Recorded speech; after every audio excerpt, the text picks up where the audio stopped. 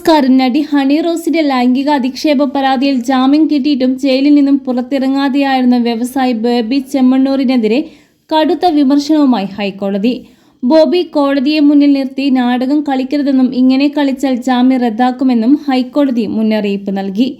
കഥ മെനയാൻ ശ്രമിക്കുകയാണോ, മാധ്യമ ശ്രദ്ധ കിട്ടാൻ വേണ്ടിയാണോ ബോബി ചെമ്മണ്ണൂരിന്റെ പ്രവൃത്തിയെന്നും കോടതി ചോദിച്ചു.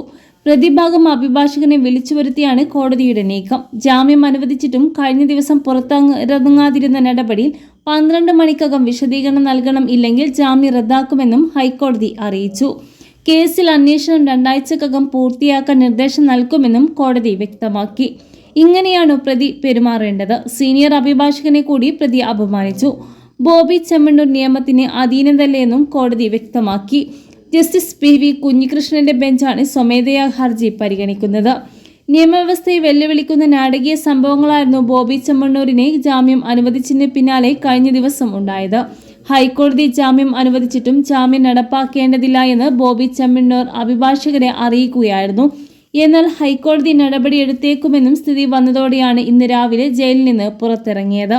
റിമാൻഡ് കാലാവധി കഴിഞ്ഞിട്ടും സാങ്കേതിക പ്രശ്നങ്ങൾ കുരുങ്ങി പുറത്തിറങ്ങാൻ പറ്റാത്ത തടവുകാരെ സഹായിക്കാനാണ് ഇന്നലെ പുറത്തിറങ്ങാതിരുന്നത് എന്നാണ് പുറത്തിറങ്ങിയ ശേഷമുള്ള ബോബി ചെമ്മണ്ണൂരിന്റെ പ്രതികരണം.